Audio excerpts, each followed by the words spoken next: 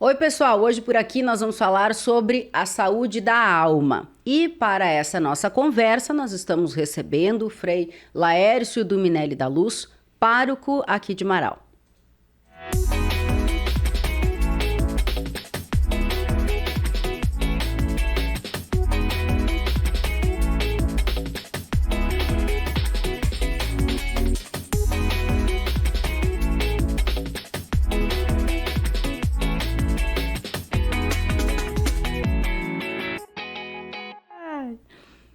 Muito bem, paz e bem. Paz e bem. Bom recebê-lo aqui novamente. Igualmente, que bom estar aqui nesse podcast. Ano passado também? Ano passado, encerrando, né? Encerrando, isso. Agora na metade do caminho, mais ou menos. É verdade. Mas isso é uma coisa interessante, né, Frei? Por causa que geralmente a gente para refletir, né, sobre algumas coisas só lá no final do ano, quando a gente diz que está cansado, que eu acho que é... Eu tenho meus apontamentos em relação a isso, porque vida que segue, né? Não é porque o ano encerra que o pessoal pode, né, dizer que estou cansado, preciso descansar. A gente precisa descansar o tempo todo, né? Até para valorizar a saúde da nossa alma, não é isso? Sim. Nós vamos conversar então sobre a saúde da alma. E é interessante que não tem como dissociar a alma do corpo, né? Os gregos tinham correntes, né, na filosofia grega, tinham correntes então que dissociava a alma do corpo, principalmente Platão. Interessante, Platão então valorizava mais a alma do que o corpo. Qual é o problema na prática disso? E ainda existem essas correntes platônicas hoje. Qual é o problema? A gente vai desprezando o corpo e só cuidando da alma. Então, na ideia de Platão, nós poderíamos, na busca do bem e do belo, e se utilizando das pessoas. Então vamos dizer assim, bom, o que a Camila tem de bem que eu posso aproveitar? Então eu só vou usufruindo, porque a minha preocupação não é nem com o meu corpo e nem com o corpo da Camila, é com a minha alma. Então essa dissociação entre corpo e alma é complicada. E ainda hoje também, né? Quando a gente não se preocupa com o nosso corpo ou com o corpo da outra pessoa, a gente vai explorando, tirando aquilo que me interessa, que preenche a minha alma, o que eu acho que preenche a minha alma, e pronto, e vai desprezando o corpo. Então, nessa reflexão da saúde da alma, é importante também, né? Nós somos uma única pessoa, corpo e alma. Quando a gente dissocia corpo da alma, é bem complicado. Cuida só de um ou só de outro? Sim, cuida só de um ou de outro, né? Então, claro que nós estamos vivendo num tempo onde o corpo está em alta. Né? Se for pegar na história, teve momentos que, mesmo a igreja, teve momentos que o principal era cuidar da alma. Antes do Concílio Vaticano II, antes da década de 60, tinha as missões populares, a cruz, e no meio da cruz tinha uma frase: salva a tua alma. Tá? Então, por quê? Nessa ideia, o importante é cuidar da alma, salvar a alma. Na Idade Média também era assim. Então, nós não poderíamos olhar muito para o corpo. Hoje inverteu. Hoje o olhar é para o corpo, né? O cabelo, né, Camila? A Camila mexeu com o meu cabelo, que está na régua, né? Não é assim. Depois a gente fala sobre isso. O Frei fala umas coisas que eu falo que eu não falo. Calma, depois, vamos seguindo. Então, o cuidado com o corpo, né? Mesmo a busca por academias, bom, tudo isso faz parte. Só que a pessoa que só cuida do corpo tem problema, a pessoa que só pensa cuidar da alma também tem problema. Tá? Esse equilíbrio não é fácil, não é simples, mas ele é fundamental para a felicidade da pessoa. Porque tem, né? Como tem essa frase ali, eu não sei se está ligada à história, de alguma forma, da religião cristã ou católica. Mas tem a frase mente sã, corpo são. Que também foi, acho que foi falado em latim. É falado em latim, né? Mas Sim. eu não me recordo agora quem e como que surgiu essa expressão. Mas é isso aí, por aí. Um não se dissocia do outro, porque senão acho que desequilibra. Sim, sim. Isso é fundamental, esse equilíbrio. É uma frase do latim, também não estou me recordando o autor. Mas é importante. Mas sempre na história teve essa briga entre corpo e alma. O que é mais importante, né? O que é mais importante? E quando a gente vai falar de saúde da alma, saúde emocional, está relacionado ao corpo também.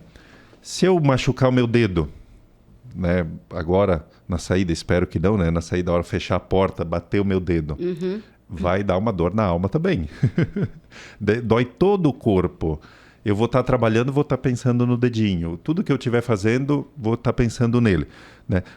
Por mais que é uma dor no corpo que interfere na alma, que ela passa logo, né? Passa logo, interfere, está interligado. Mas vamos dizer as dores da alma. Eu briguei com uma pessoa que eu amo. Né? Seja quem for, pai, mãe, namorado, namorada, esposa, esposa, filho, enfim, briguei com uma pessoa que eu amo. Não é uma dor no corpo, não tem um machucado no corpo, é um machucado na alma, mas ele influencia no corpo. Não vou me alimentar direito, não tenho vontade de trabalhar, não tenho vontade de estudar, está interligado, né? As depressões vêm daí também, né? Tem muitas depressões que são a partir do corpo, mas muitas é a partir de machucaduras na alma, de machucados na alma, que daí vai se expressando no corpo. E esse cuidado, esse equilíbrio é bem importante. Porque, por vezes, talvez nós não vamos dar tanta importância, tanta atenção a uma situação que, às vezes, é rotineira. Ah, briguei, mas parece inofensivo, né? Eu acho que, por vezes, a gente ignora um pouco isso. Não para pensar. Até fica, né, chateado, mas segue o barco. E não para pensar no que isso pode me trazer lá na frente. Estava conversando esses dias com uma pessoa, e ela tem umas situações que precisa resolver, né? E aí ela disse, Frei, o que está fechado aqui dentro, guardado aqui, é para ficar guardado. Né? Bem nesse sentido. Uma briga, uma decepção, uma série de situações, fica aqui guardado, mas influencia, impacta. Tem um autor maravilhoso, né, do Pequeno Príncipe, não sei se já leu, já teve a oportunidade de ler, Saint-Exupéry. O Pequeno Príncipe tem várias passagens lindas, mas tem uma que ele diz que todo dia no planeta, né, para quem não conhece o Pequeno Príncipe, então ele mora em um planeta pequeno planeta, depois ele vai fazendo expedições em diversos planetas. E claro, a gente pode fazer a leitura que o planeta é ele, e depois ele vai dialogando, se encontrando com outras pessoas, que é um pequeno planeta, né? Cada pessoa é um pequeno planeta. Então, quando ele fala do planeta dele, ele diz que tem uma erva daninha, que todos os dias ela nasce. E todos os dias ele tem que arrancar essa erva daninha, senão ela toma conta do planeta. É um pouco isso. As mágoas, as brigas são ervas daninhas. É o cuidado com a nossa alma, a saúde da nossa alma. Se a gente deixar essa erva daninha crescer, vai ficar difícil de arrancar. Vai chegar ao ponto dessa pessoa que me disse, Frei, deixa ali. Por quê? Se arrancar... Mas aí vai ser uma plantação. Nesse caso já é uma plantação. Nossa, é uma plantação. Vai dar uma safra de erva daninha nesse caso dela, né? E vai machucar, claro, né? Se vai tirar, se está muito tempo ali, enraizado no coração, demora a tirar, dói para tirar, vai fazer um estrago, né? Fica com essa imagem da erva daninha, né? Grande, né? Vai abrir a terra, assim, bastante, então vai produzir muitos machucados. Eu tenho para mim, Camila, já muitos anos, tá? Depois de padre, eu aprendi. O próprio Jesus disse, reze pelos inimigos. E isso é cuidado com a alma, reze pelos inimigos. Então eu tenho para mim assim, ó, a primeira pessoa que está nas minhas orações são aquelas pessoas que mais me machucaram. Então assim, Camila, se tu quer entrar no topo da minha oração, tu já sabe, né? É só me aprontar uma. Não, vamos explicar isso, né, Frei? Vamos explicar. Não, mas tu ainda não entrou nas minhas orações. Não, mas vamos explicar isso. Vamos tentar ir mais fundo. Porque não podemos entender, eu pelo menos não quero entender que as pessoas que te fizeram mal são as que merecem mais a tua atenção, o teu olhar, por aí, Camila. a tua bênção. É por aí, Camila. Meu Deus, vamos lá. Mas eu mesmo assim eu não tenho coragem de ser de fazer alguma coisa ruim contigo. Não, eu espero que não. Mas assim, Camila... Mas porque eu gosto de ti, não é porque é padre, nada a ver. Porque eu gosto de ti, o senhor me respeita, nós temos uma relação legal, né? Porque também não dá para ser boazinha com todo mundo, Frei. Sim, mas assim, Camila, o que Jesus fala é libertador. Então, assim, as pessoas que mais me machucam, é as pessoas que eu devo rezar. Rezar pelos inimigos. Eu não preciso ter boa relação, não preciso ser amigo. Porque Jesus deixa bem claro. Nós temos que saber quem são os nossos amigos e saber quem são os inimigos. Os inimigos não dá para estar tomando chimarrão, não dá para estar aí visitando, senão vai machucar a gente cada vez mais. Mesmo eu tendo clareza de quem são os amigos, quem são os inimigos, eu tenho que rezar pelos inimigos. Isso é libertador. Isso é tirar o inso. Mas rezar como daí? Para que eles vão bem? Rezar por eles. Porque quem sofre faz sofrer? Quem sofre faz sofrer. É isso aí, Camila. A gente falou antes, né, sobre isso. Mas essa linha de pensamento é interessante também, né, Frei? Como a gente se projeta nos outros, né, o tempo todo. Porque se a gente é libertador, assim, ó, depois que eu comecei a fazer isso, depois de padre, eu comecei a fazer isso. As pessoas que me irritam, e às vezes me irritam, não é tanto por elas, pelo jeito de ser. Às vezes é porque bateu em alguma coisa dentro de mim aqui que me irritou, enfim. Né, que me tirou a minha paz. Né? Se a gente não faz esse exercício que é libertador de rezar pela pessoa, rezar por ela, se a gente não faz esse exercício que é libertador, eu vou almoçar falando nela, eu vou dormir pensando nessa pessoa, tudo que eu fizer, eu faço nisso. Eu gosto de política, mas eu não tenho paixão. Mesma coisa do futebol. Eu gosto de futebol, olho, tenho time que eu torço, mas se ganhou, ganhou, se perdeu, perdeu. É o Criciúma, né? É, o Criciúma. Não é nem o Inter, nem o Grêmio, só pra... É que torcer pro Criciúma é fácil, né? Se empatar é uma alegria daquela. Se ganhar, então é feriado, né? Daí é fácil. Se perder é normal. Frei Laércio nasceu em Criciúma, né? Nova Veneza, perto de Criciúma. Pertinho. Né, perto de Criciúma. Mas falando, né, quem é apaixonado pela política, fanático, passa o dia inteiro falando não do político que ele gosta, falando daquele que ele não gosta. Olha as redes sociais. Isso é saúde da alma, gente. Fica compartilhando matérias, coisas sobre alguém que não gosta. Fica alimentando. Eu não sou capaz de fazer isso. E não é porque eu não concordo. Sim, não concordo, mas assim, ó, eu não preciso estar me alimentando desses ódios. E as redes sociais dá para ver o quanto a pessoa está doente. E depois das redes sociais, o pós disso, né? Porque antes disso, eu penso que muitas pessoas em nenhum momento se manifestavam dessa forma publicamente, assim.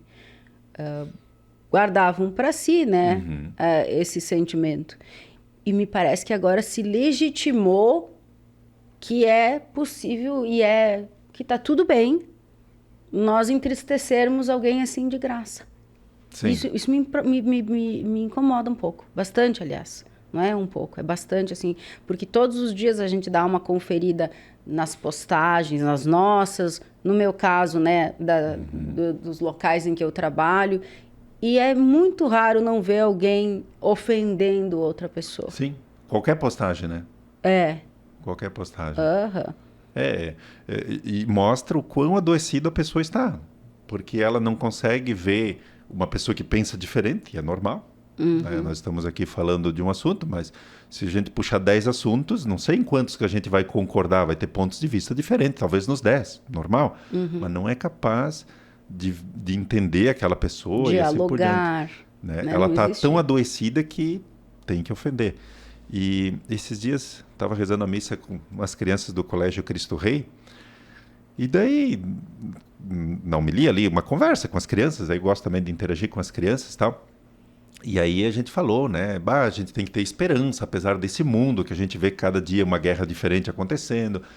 E aí uma criança disse: é culpa desses governantes loucos. Bem assim, a criança bem espontânea, né? Eu disse, mas ele não está errado. Não está errado. Mas aí eu disse para ele, mas se eu tivesse um botão que eu pudesse aniquilar uma pessoa, um país, será que eu não apertava também? A criança ficou pensando, né? Eu disse, que é um pouco do que você está falando, né? Já pensou, se cada um que vai despejando ódio ali, né, que está doente da alma, tivesse um botão, tivesse no lugar desses governantes que estão aí, não faria igual, não faria pior. né? É importante a gente se dar conta. Claro, eu não tenho oportunidade de começar guerra com nenhum país, mas se eu estivesse liderando um país, será que eu não ia me sentir tão poderoso a ponto de querer impor o meu jeito e assim por diante? Então também, ainda bem que não tem um botãozinho para cada um de nós, senão a gente ia explodir um ao outro, né? Eu ouvia esses dias que até teve uma disputa aí, nem vamos fazer nome para não misturar os assuntos aqui, mas houve uma disputa entre lideranças mundiais, assim, de quem apertaria esse botão, quem teria mais potência nesse botão, né? Porque a gente sabe, eu estou usando aqui uma analogia, mas a gente sabe que existe isso muito nas grandes potências, né? Nas potências mundiais. Mas se a gente trouxer para o nosso mundo aqui, isso tudo funciona da mesma forma. Funciona, mas isso é só o medo, né? É o medo. Por mais louca que a pessoa seja, não vai apertar botão nenhum. E eu vou usar o exemplo do Saint-Exupéry. Para a gente entender, o medo domina as pessoas. O medo, e a gente precisa impor o medo. O Saint-Exupéry diz que chegou num planeta, tinha um rei e tinha um rato. Né? Lembra desse episódio? Um rei e um rato. Todos os dias ele condenava o rato à morte. E todos os dias ele perdoava. Por quê? Se ele matasse o rato, ele não tinha em quem mandar. Né? É a mesma coisa. É o medo, essa ameaça. Para quê? Como é que eu vou ser soberano se não tem ninguém para me mandar, para me impor medo e assim por diante? Então, não caiam nesse medo, não. Isso aí não faz bem para a alma. Viva, não vão. Um ou outro maluco pode fazer alguma coisinha, mas aniquilar a humanidade, assim, não. Não, porque daí perde o poder, vai mandar em quem? Vai botar medo em quem? Mas essas loucuras que a gente fala hoje, um louco, um maluco, isso também gera uma discussão, né, Frei? Porque nós estamos aí, se nós falarmos de uma pessoa, sei lá, louca, calma, é alguém que também tem seus problemas mentais, seus problemas emocionais, que também requer ajuda, que também requer amparo, né? Hoje é muito delicado nós nos referirmos assim de uma forma mais simplista às pessoas, né? Sim. Até para que nós não possamos evitar que essas pessoas se machuquem, né? Porque... Sim, nós estamos falando aqui no popular, né? No popular, não alguém que tem algum diagnóstico, né? Que daí não, uma pessoa com deficiência é outra situação, né? Porque aqui nós estamos falando no popular, né? Porque muitas vezes a gente tá triste e vê que não é só um dia, que daí no dia seguinte de novo, no outro de novo, e daí a gente entende eu tô com algum problema mental, emocional. Sim. Eu penso que a gente se culpa muito, né? E se coloca nessa situação, né? Mas eu sou só uma pessoa que tem problemas emocionais. E isso nos reduz ao que nós não devemos chegar, né? A esse ponto de reducionismo e entender, eu não tenho mais como sair disso. Sim. Porque tu pode estar doente, pode ter essa plantação de, como é que é? Erva daninha. É um outro nome que eu estou tentando lembrar. E se machucando, mas né? Tirando de ti. Cada vez é difícil, é doloroso, mas dá para tirar. E começar a rezar pelas pessoas que te machucam. Pois é, daí eu ia entrar nessa condição assim. A fé. Como é que a fé... Onde é que está a fé nesse contexto, sob o seu ponto de vista? Vamos esquecer que o senhor é um frei e que atua como um religioso do catolicismo, né? Vamos esquecer. Vamos falar da fé, de uma forma bem genuína, bem sem nenhum tipo de ligação à religião que for. A fé. Onde é que a fé está nesse contexto? Sim. A fé sempre é um acreditar em algo que não é visível. Tem um autor, um filósofo, que tem uma imagem de fé bem interessante. O Kierkegaard, gosto muito, Søren Kierkegaard, dinamarquês. Então ele explica a fé como o seguinte. Já foi criança, né, Camila? Eu também. Em alguns momentos os pais faziam aquelas brincadeiras, botavam a gente em cima de um balcão, e pula. ou em cima de um muro, né? Pula. O que a criança faz? Se atira. Ela confia no pai, na mãe, que vai pegar e assim por diante. Hoje eu não faria isso. Né? Pode ser alguém bem forte, subir, né, no muro, alguma coisa, ele diz, pula, eu te pego, eu te seguro. Porque a gente usa a razão. A criança não, a criança confia. Mas tem gente que não tem instinto de proteção. Instinto de proteção é capaz de pular. Fiquei pensando se eu pulava. Tu pularia? Não sei, talvez sim. Eu ia racionalizar, dizer, essa pessoa, não sei se tem a força para me pegar e assim por diante, para suportar o meu peso. É que eu sou mais pesado que você também, né, Camila? Também tem isso, né? Pode ser. Talvez eu pense que eu sou tão... isso tem a ver com significante. Uma pessoa se sentir talvez insignificante, assim, talvez eu nem esteja pensando se consegue ou se não consegue me proteger. Porque muitas vezes, né, tu recebe uma ordem e tu tá tão condicionada, a pessoa tá tão condicionada a obedecer, vamos dizer assim, que ela se coloca em risco. Também tem isso. Não tô falando de mim. Eu pensei em situações. Você tá muito filosófica hoje, Camila. Tá pensando muito. Eu sou. Essas coisas, por isso que eu disse no início do programa, não é só no final do ano, viu? Todo dia passa pela nossa... Porque a gente passa por muitas situações, Frei. Eu me relaciono com muitas pessoas todos os dias, em função do meu trabalho na rádio, em outros trabalhos que eu executo. E essa relação com as pessoas, eu penso que nos instiga a pensar em muitas situações, em muito como se vive, em muito como a gente se projeta nos outros, na nossa responsabilidade afetiva que nós temos, só que por vezes nós não nos damos conta de alimentar isso também, sabe? Se relacionar com muitas pessoas, eu acho que instiga esse tipo ajuda de reflexão. Daí, só volta terminar lá. A questão da fé. Isso. Então, Søren Kierkegaard diz que a fé é o quê? É atirar-se no escuro, confiando. Aqui fica pior, né? Tu tá na beira de um precipício, Deus diz, vem, pula, e eu vou me atirar. É uma figura, uma imagem impactante, mas a fé é isso. É acreditar em Deus, mas eu tenho que pular. Eu não posso acreditar e ficar parado. Eu tenho que pular. E a fé, seja para as questões religiosas, seja para as questões profissionais, amorosas, tem que se atirar. Um relacionamento a dois é um acreditar. Não basta uma palavra de amor. Eu te amo. Dá para saber se a pessoa ama só pelo te amo? Pode estar mentindo. Gestos de carinho, de amor. Daqui a pouco a pessoa só tem outros interesses e não tem amor. É acreditar. É atirar-se num abismo. Isso é ter fé. Para a parte religiosa e para as outras dimensões da vida também, né?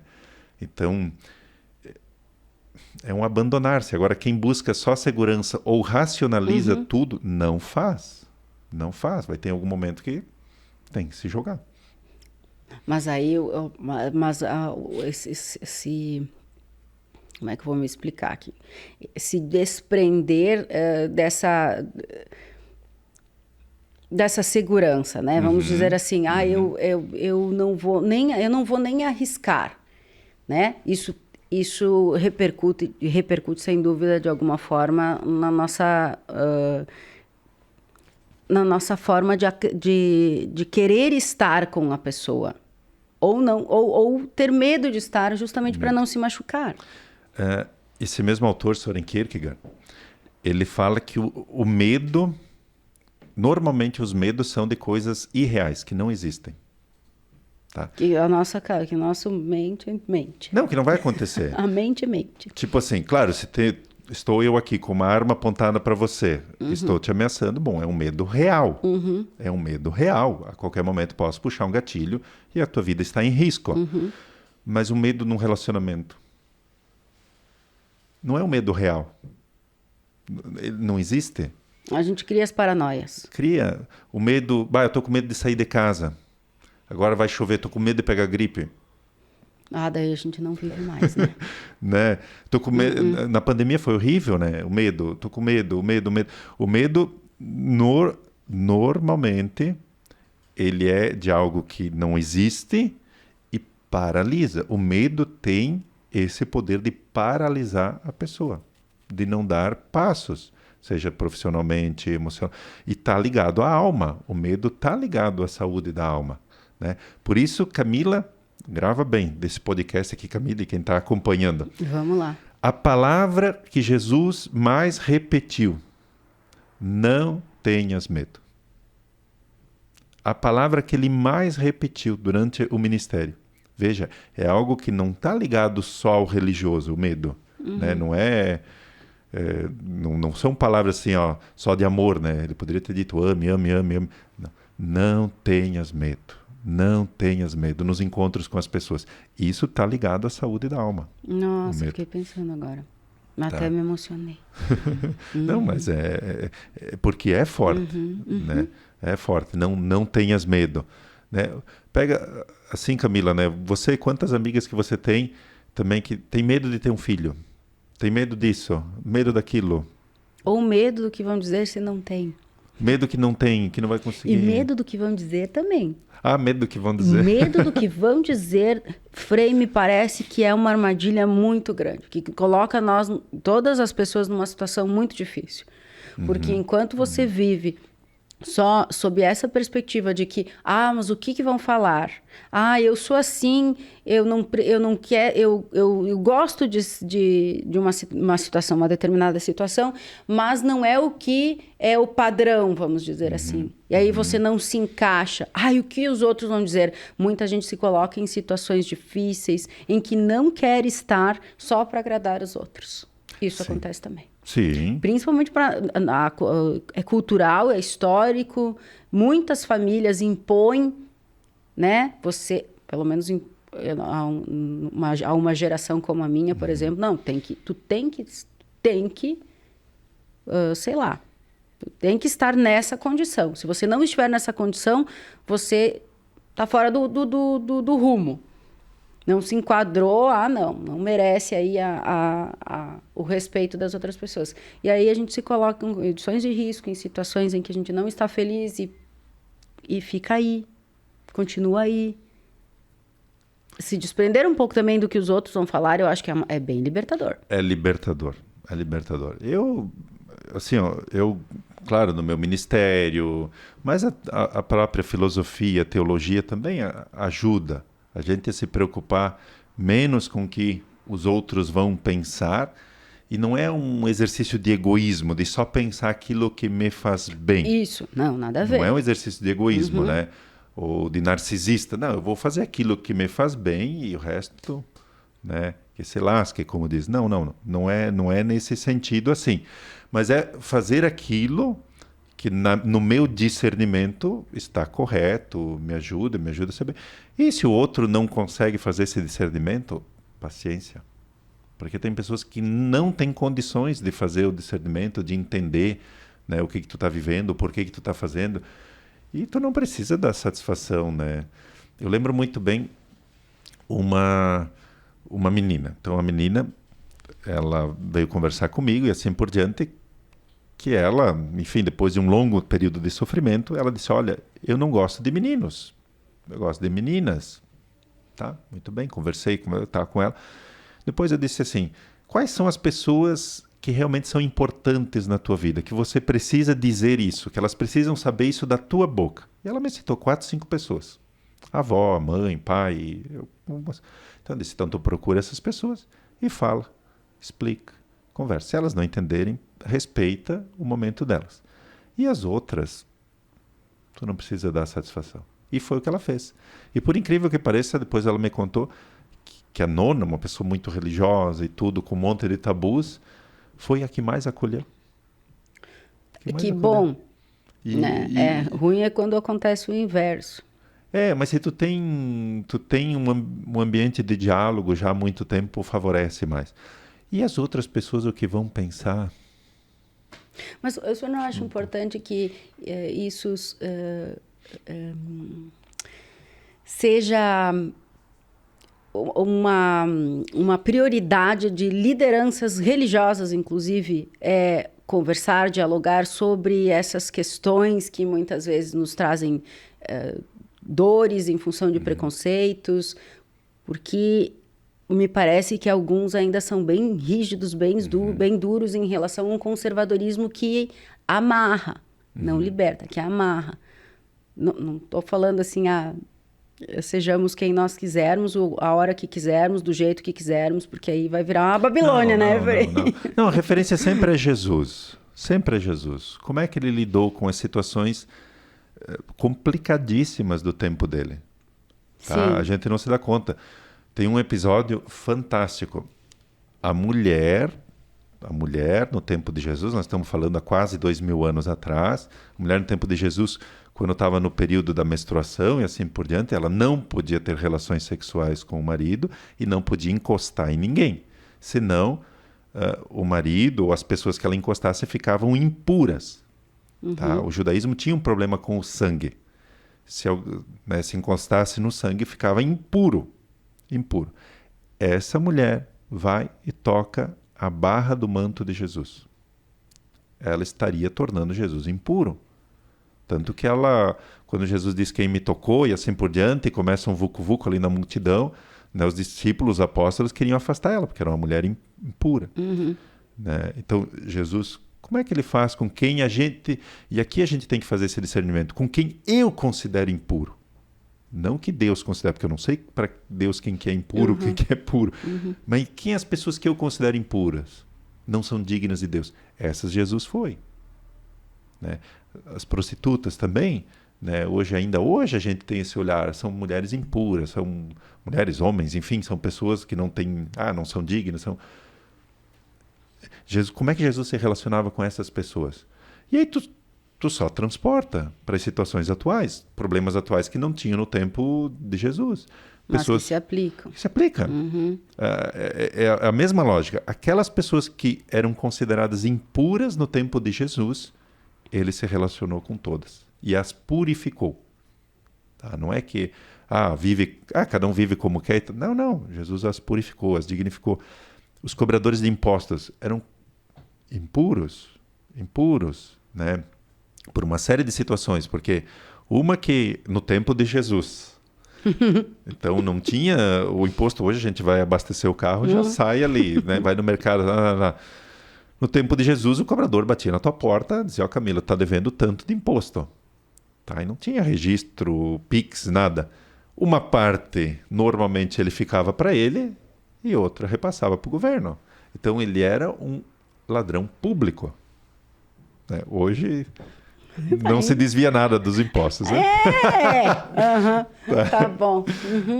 Então eram pessoas odiadas que trabalhavam para o Império Romano. Né? Então, Jesus se relaciona. Tem um apóstolo cobrador de imposto. Convida para o grupo dele. Então, o que eu, na minha prática, faço isso. Né? Olho como é que Jesus fazia. Só que assim, Camila, como padre, sacerdote, eu tenho que cuidar do rebanho. E o rebanho é muito heterogêneo. É diverso. No rebanho eu tenho pessoas muito conservadoras. Tenho pessoas progressistas que vale tudo. Né? Mas esse é o rebanho que eu tenho que cuidar. Mas eu tenho que cuidar da ovelha individual. E aqui é o trabalho mais desafiador e mais bonito. Quando essas ovelhas, individualmente, a gente vai dando orientação para ela. Para uma pessoa que é muito conservadora. Tem coisas que, se eu falar, essa pessoa vai surtar, vai, né? Então, tem que cuidar dela, mas também tenho que ajudar ela a ser leve com ela. Para muitas pessoas eu disse, seja leve contigo, mais leveza nessa vida, e assim por diante. E também quem é mais progressista também tem que ajudar essa pessoa a dar passos, a olhar para Jesus. Não é olhar para mim, aquilo que eu digo, olhar para Jesus. Né? Mas é bonita essa caminhada. Sem dúvida. E é muito diferente do que acontece nas redes sociais, porque o senhor tem esse entendimento, né, de todos os perfis, né? Muitos são, né? Cada um apresenta, né, o que pode oferecer também. Mas a rede social, ela é administrada, ou melhor, fomentada pelo algoritmo. E aí as pessoas estão perdendo, me parece, cada vez mais a capacidade de olhar para aquilo que elas não sustentam, para aquilo que elas não concordam. E, por vezes, isso também é bem limitador. Me parece que até, eu penso que a ignorância, de fato, ignorar, por vezes, decorre disso. Do quanto a gente só está em contato com o que nós entendemos que é o certo. E nós deixamos de ouvir algumas pessoas que pensam diferente de nós, que se comportam diferente de nós.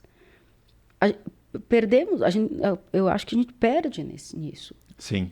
Nos perdemos, inclusive, às vezes.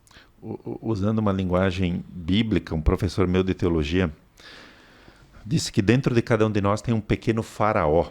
Se a gente lembrar a história do povo, era escravo no Egito, aparece Moisés para libertar o povo, e o faraó deixa aí, depois endurece o coração. Daí vem as pragas do Egito, só para contextualizar. Certo. Aí o professor dizia que dentro de cada um de nós, dentro de mim, de ti, tem um pequeno faraó que vai nos punindo, né, e vai punindo também as outras pessoas.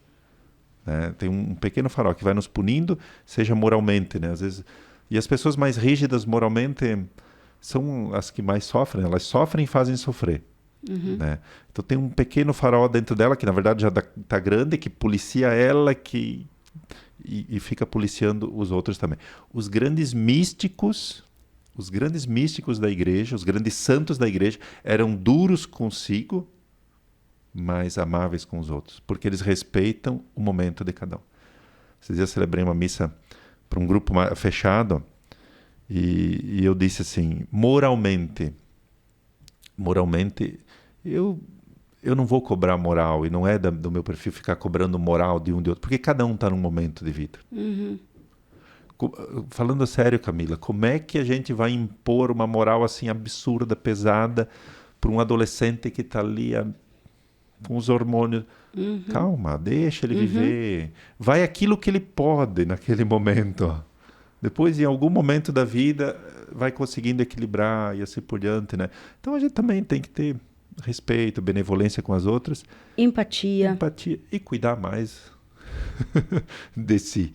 É a saúde da alma. Né? Se a gente quer impor para os outros... Uma passagem de São Francisco de Assis, que era um homem muito rígido consigo. Então, eles estavam fazendo uma quaresma. E jejum. Jejum. De noite, dormindo... Lá pelas tantas, um frei grita. Eles dormiam todos juntos no mesmo ambiente. Um frei grita, eu vou morrer. Aí acordam, tal, o que deu? Estou com fome, eu não vou aguentar. Jejum. Na Idade Média. Sim. Pecado gravíssimo quebrar o jejum. O que Francisco faz? Em vez de dar comida só para aquele que está com fome, faz comida para todo mundo. O próprio Francisco quebra o seu jejum para cuidar da fraqueza daquele irmão. Para ele não se sentir mal, senão já pensou, só eu comendo e os outros me olhando. Né? Eu não valo, olha que valor que eu tenho, eu não consegui, os outros conseguiram. Não, vamos todos juntos. Né? A gente às vezes se apega a regras e esquece da pessoa. E Jesus foi sempre o contrário. Por isso que ele foi acusado de transgredir a lei. Porque ele cuidava primeiro da pessoa, depois a lei possível, aquilo que a pessoa ia conseguindo fazer passo a passo.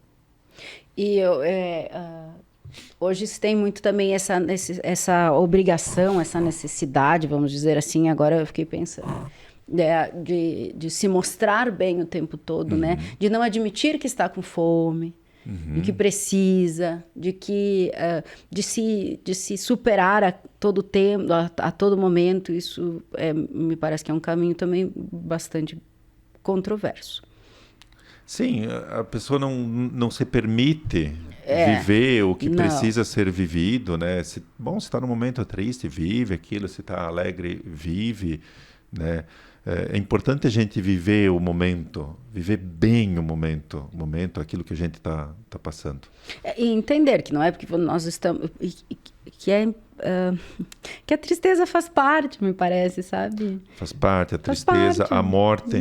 Né? Tem muitas pessoas que não conseguem. Tem hora que tu não vai se sentir bem. E pô, não tá. Tá tudo certo. Mais ou menos, mas enfim. Não, mas tá tudo certo. Vai ficar. Sim, não, mas tem que viver. Tem que viver.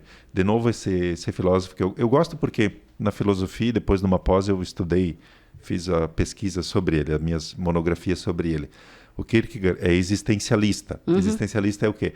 É aquele filósofo que estuda os sentimentos, aquilo que a gente vive. Ele diz assim, nada do que é humano me é estranho. Então, a dor, a alegria, sofrimento, isso são coisas humanas, não podem me ser estranho. Não pode ser.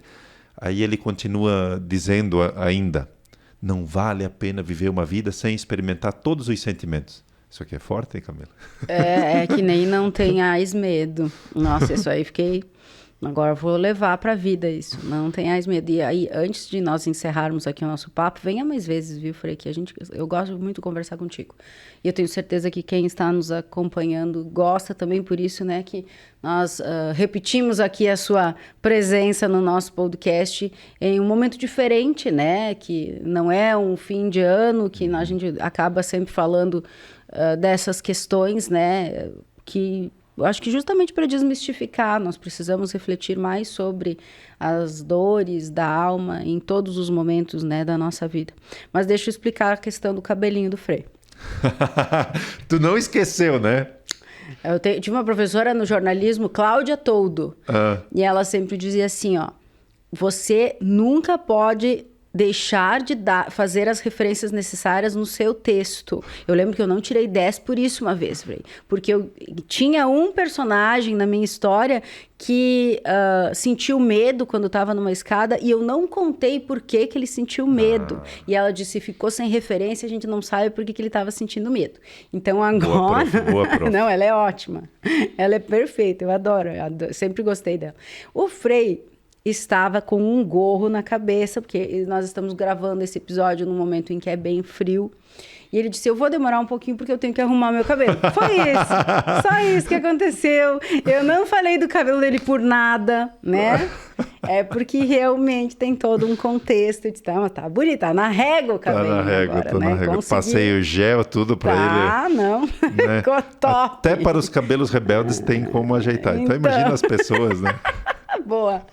Frei, que essas suas palavras, que essas referências que o senhor fez a filósofos, a Jesus, nos toque efetivamente, nos faça pensar, nos transforme as nossas vidas para que nós possamos viver mais leve. Acho que também me pega muito quando o senhor fala sobre isso. E o senhor sabe que eu presto muita atenção, né, nas suas palavras, nos seus ensinamentos, porque eu penso que também a gente parar um pouquinho e dar ouvidos a quem quer nos falar alguma coisa é uma forma de alimentar a nossa alma, uma forma segura de alimentar a nossa alma. Então, muito obrigada, de verdade, de coração. Obrigado pelo convite, né? Espero voltar outras vezes aí. E para terminar, para lembrar, para resumir, né? Três ideias que a gente trabalhou na saúde da alma. Primeiro, limpar a alma.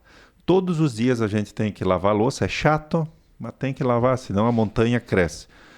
Todos os dias, rapidamente, a gente tem que passar um pano em cima da mesa, senão fica ali aquele resto de comida, enche de bicho, de doença, assim por aí. E de vez em quando a gente faz uma faxina na casa. É assim que funciona. Na alma, a mesma coisa. Todos os dias tem que lavar aquela louça suja, limpar a casa rapidamente. Em algum momento fazer uma faxina maior. Né? Um momento maior de contato consigo, de meditação, de oração e assim por diante. Então, para cuidar da alma, essa limpeza espiritual, né? Que é bem importante, bem fundamental, né? A gente fazer. A segunda ideia, então, não tenha medo. Eu vou chorar de novo. Meu Deus, eu tô... E a terceira? A terceira ideia que era para ser a segunda, que agora eu me falei tanto da primeira que eu esqueci. Vamos lá, vamos voltar. Vamos limpar um pouquinho a alma. A primeira é limpa a tua alma. Depois. Lembrei. Viu? Olha, a primeira ideia, limpa a alma, que eu falei bastante. A segunda, rezar pelos inimigos. Tá bom. E a terceira, não tenhas medo. Fechou. Fechou. Numa próxima oportunidade, seja aqui ou na frequência, nós vamos falar assim, ó. Primeiro eu rezo pelos meus inimigos. E depois, nós vamos descobrir uma hora depois, essa ordem, a hierarquia. Tem os 5 dedos, oração dos 5 dedos do Papa Francisco. Tá, rapidinho então, vamos lá. Agora tu vai me quebrar, né? Então isso fica para uma próxima. Eu só sei que o último, o minguinho, é rezar por si. último? O último, rezar por si. Tem pelas lideranças, pela família e assim por diante. E o último é que é o dedo mais frágil, que somos nós rezar por si. É o último. Tá bom. O importante é ter fé e que essas orações cheguem, né? Que toquem a nossa alma. Obrigada, pessoal. Obrigada, William Lopes, que está também na parte técnica, e a todos que nos acompanham. Sempre às quartas-feiras, às 10 horas, nós lançamos um novo episódio. Mas que fica disponível aí para o pessoal também que não consegue assistir, né? No momento em que é feita a primeira divulgação. Também recorrer ao nosso programa em um momento em que tiver aí disponibilidade e tempo para nos acompanhar. Obrigadão, um abraço e até mais.